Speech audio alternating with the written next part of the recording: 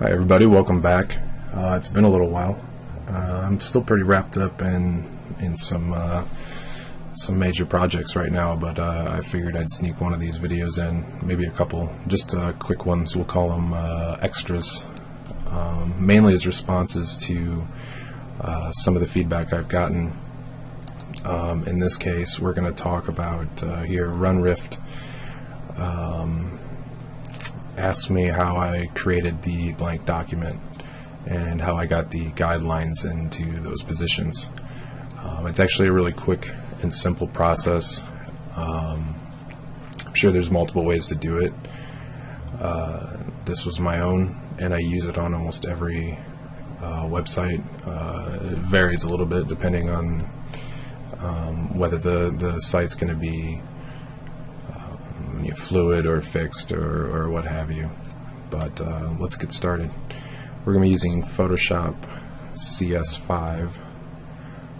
This is the template in which RunRift is referring to. It's pretty basic. Just kind of gives you your simple guides to keep you in line. We're going to start from scratch here, though. This is my template, and we'll just redo it. So we'll just go ahead and keep this one open. We'll make a new document. Alright, let's just call this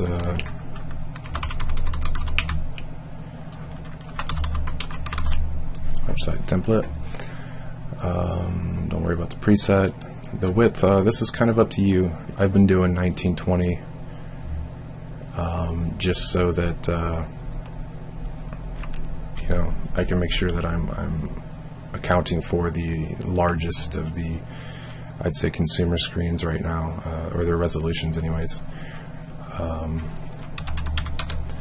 It'll also show you how small your layout is on someone's larger monitor. Height, I usually go with the standard 1080, but so we'll start with this. Resolution 72, all this is good. Background contents, that's up to you. You can start with a transparent if you wanted to. Let's just go ahead and do that. Okay, so here's our document. After my coffee here,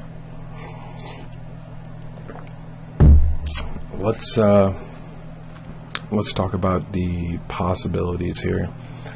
For the longest time, I've always assumed that 1024 width was going to be the smallest I wanted to design for, assuming it's a fixed width or even a fluid or expandable. I want to make sure that it fits into 1024 for those still using CRT monitors and really old flat screen monitors. Anybody under that, I can't help them. 800 by 600, you're not going to see much anyway. So I still stick to that rule because I think it's still a good idea. This will change soon, and it's really hard to tell now. I'm looking at in front of me 5 different monitors, all different sizes and all different resolutions, and who can really tell what your viewer is going to be looking at. It's really up to the job. I'll quit babbling, but let's just stick to the 1024. And I'm going to make this one. Let's look at my other one here. I'm going to make this one a little more better, you should say, than my normal one. So first we need to find the center of the document, and we can do this. If you're on a PC, we can pull up our handy calculator and just divide it. So 960. We could try and drag out a guide here and find it using our info palette, but when we're this big, this is zoomed out, it's really hard to get right on the dot. So let's just go ahead and go to View, New Guide, and we're going to make a vertical guide, and we're going to put it at 960. So boom, there's our center point. Okay, so we've got our center point. Now if we're going to go with the 1024, let's just do some quick math. What we're going to do is we're going to subtract 1024 from the full width here, 1920, and that's going to get us somewhere around here in the 800s, and then we're going to cut that in half, and that's going to show us our starting point from the center. I'm actually not that good at math, but so I can't explain why I came up with that or how it works, whatever, blah blah blah, but just take my word for it. So 1920 minus 1024 equals 996, and we divide that by 2 and we get 440, and we need to remember that number, and I'll tell you why later. So let's go to view, new guide, vertical, and it's 448, remember? So 48. So there's our left side. Now there's two different ways we could go about this. The way I actually did it in the beginning, when I made mine, was I actually just went ahead and got my marquee tool here, made sure that snapping was on, and just drew a box watching the info palette to see 1024, and then left it at that and dragged a new guide out to it. But we're going to do it the smarter and quicker way with the math. So like I said, we need to remember this number here, 448, because what we're going to do now is subtract 448 from 1920. So we'll clear this out. 1920 minus 448, and that gives us 1472, and that's going to give us our other point here. So 1472. So view, new guide, 1472. Say OK, and there you have it. And let's pull out our info palette just to make sure that I'm not lying to you here. If I take this over to here and we snap, there you go, 1024. So there we've got our guide set up, and that works. What we could do though, if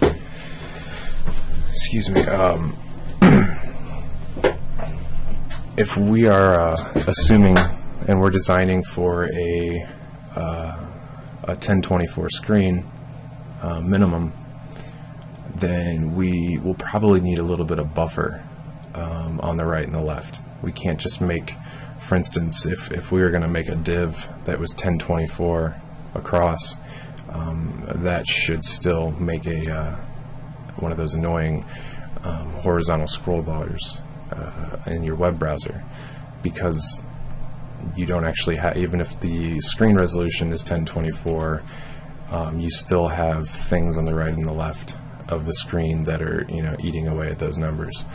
So normally I would eyeball it. I've just gotten used to it, but it doesn't hurt to create some margins here. So what we could do is we could go ahead and use math, but let's use my other solution here. Let's get our info palette. We'll drag it out here so we can see what we're doing. Let's make our margins like, say, 20 pixels. So with the snap on, I'm just going to draw a small box. It doesn't matter how tall it is. I just want to make sure the width is 20 pixels. And now I can come over here to my ruler. If you don't have your rulers on, you can do that using View, Rulers, or Control R. So let's go over here, and while on the rulers, left click and drag, and it'll pull a guide out, and it should snap to the edge of your box there. And sure enough, there it is. And now what we can do is simply put our cursor, as long as we still have our marquee tool, put our cursor in the middle or the center of this, or somewhere in the middle or the inside of this selection box, and bring it over to the inner side of the other guide, and we can pull another guideline out here, and there you have it.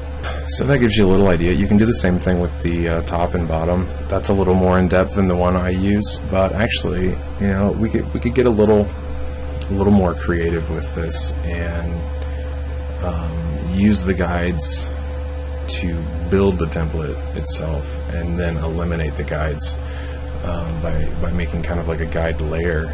And then we can kind of turn them on and off with ease. So with that said, let's go ahead and we're going to create a new layer, and we will call this layer, and let's go ahead and we'll get our marquee tool, and we're going to drag a box that goes all the way across and down, touching the outside, our 1024 box or guides there. And let's go ahead and just get our fill tool, or paint bucket tool, and go ahead and paint white, or really whatever you want in there, and we can unselect it. Now what we need to do is, let's go ahead and view, and let's hide our guides. We can always turn them back on later. Let's go ahead and use layer styles here, and let's just put a stroke on this, and we'll just do 1 pixel, not to confuse. Outside should be good. Anything inside the black line will be within boundaries. So if you're touching the black line, you're out of bounds. And we can make this whatever color we want. You know, something flashy and annoying, so it's very visible. And then we say OK, and then we can take our fill for this layer and turn it all the way down, and there we just have guides. The other thing you could do that could help out, let's undo that, is go over to the stroke, and as long as it's positioned outside, we can make the stroke a little bigger. And when you do this, all you need to do is just keep in mind that the position of this stroke is on the outside of our boundary. So anything on the edge of the inside of the inner edge of the green line is in bounds. If you are on the green line, you are out of bounds. It's just something to keep in mind. So you can make these as big as you want. You could even turn the opacity down a little bit so you can kind of see through what you're doing. So let's do that. Let's make these, we'll just make these 5, and we'll say OK. Now let's turn our guides back on. So we go to View, Show, Guides. Alright, so you can see what I'm saying here. You don't need to do this, but I'm going to zoom in. So this is the outer edge, so this is almost like, you know, we might even make this red, as in do not cross. Actually, as cheesy as that sounds, that's not a bad idea. Let's go ahead and do that. I'm going to zoom back out to where we can see everything here, and change our stroke here to red, kind of a pale red, and let's actually make it a little bit bigger. And we'll say OK, and make sure you did make it transparent, that way we can see backgrounds here. And let's change the name of this simply by double clicking here, and we'll call this just call it the red zone. You can call it whatever you want, whatever's going to make you realize, you know, remember this is no, stay out of here. And then let's go ahead, and with the guides on, we're going to do pretty much the same thing we did. So let's make another layer, and let's call this one Safe Margin, and go ahead and get our marquee tool, which if you're following keyboard shortcuts is your M key. Drag a box again here, but make sure we're getting our inner guides here and not the outer ones. And let's get our fill tool, G, and we'll just fill it with white. We'll clear the selection, and now what we can do is let's add a stroke, make sure it's on the outside, and let's go ahead and we're going to make it 20 pixels so it goes all the way to the edge there of the other one. But we're going to drop the opacity down quite a bit, and we're going to make the color, let's say, green. Something that, you know, makes it a little more positive. In fact, I know I'm changing things. I'm kind of making this up as we go. Let's make this one orange because this is kind of cautionary. This is our padding. You know, this is our don't cross, or don't go too far into here. You're getting close. So let's make this kind of bright orange,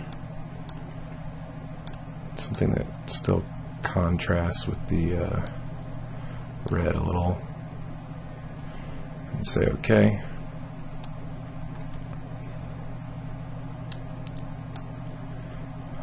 And let's go ahead and we'll go ahead and take the fill down. And I mean, this is we're getting into optional territory here. I'm really going overboard with these, but let's go ahead and let's make another marquee. Use our marquee and come out another 20 pixels. We need our info palette out here to help us out. And right along this guide here, let's 20 pixels. Alright, and then remember we click over here on the ruler, drag our guide out, and then as long as our marquee tool is selected and we're in the middle of it, drag that over to the inner side here, make another guide, and we can go ahead and put this info palette back and clear our selection. And let's go ahead and make one more layer.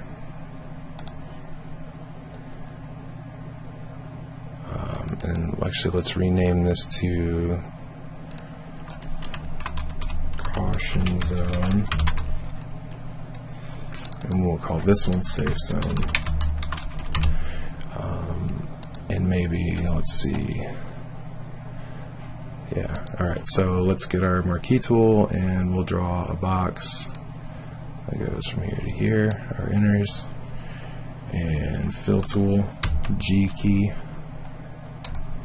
drop a white fill in there, clear the selection, come over to the stroke, and let's make this one the green one, and it promotes kind of a positive outlook here. So 20 pixels outside,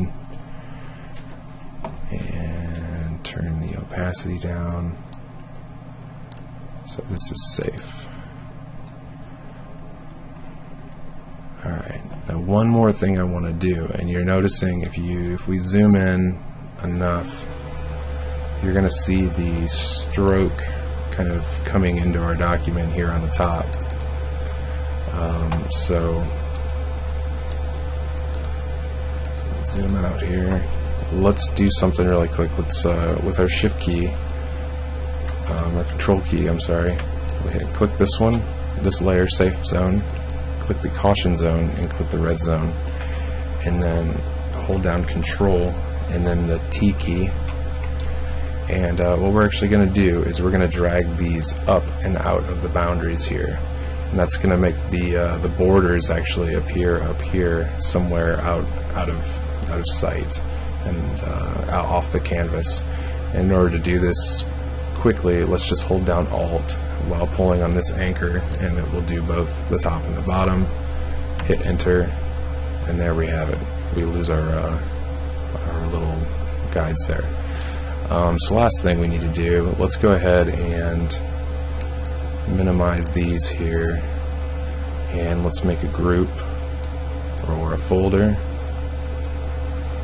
and we'll call these, let's call it guide zones.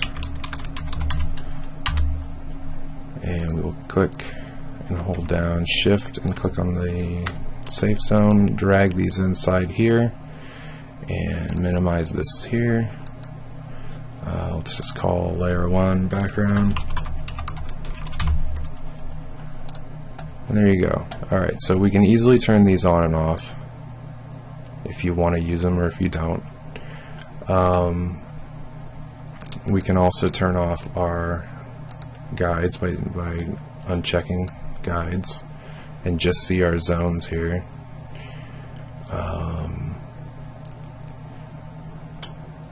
So yeah, I don't think we need to do anything else. Oh, I did forget. Our safe zone. Let's turn our fill all the way down. There we go. I don't think we really forgot anything. And again, this is a little overboard, but if you're getting used to this and just new to it, this isn't a bad. Maybe it's not a bad way to go. Just to kind of get you familiar with what the sizing is. One thing that takes a little while to get a handle on and will slow you down is visualizing pixels. So this gives you a good idea. We know that the two safety and caution areas here are 20 pixels wide, and if you are staring at this, over and over and over every time you make a website, it starts to get kind of ingrained in your head. And that's why I said on my templates, these guides work just fine for me. I can see pretty roughly where 20 pixels is, if that is where I want to go. So like I said, use it, don't use it, but hopefully this answers your questions, excuse me. And just for fun, I think let's go ahead and let's do a screenshot here. If you don't know what that is on a PC, it's Shift and Print Screen. And we're going to go over to Photoshop here. And as if you remember from my other tutorials, if you do Control N or New Document, it's going to automatically assume the clipboard. As you can see, I do have more monitors on here than you can see, so this can be a fairly large document. But we're just going to go ahead and paste Control V, and go ahead and crop really quick onto this main monitor here, and zoom in, zoom out a little bit. Basically, I'm just going to go ahead and take the layout here from YouTube. Excuse me, from YouTube, and we'll do copy, Control C, come over to our template here, and let's go ahead and paste it, and let's kind of center it, and we'll see where they're at.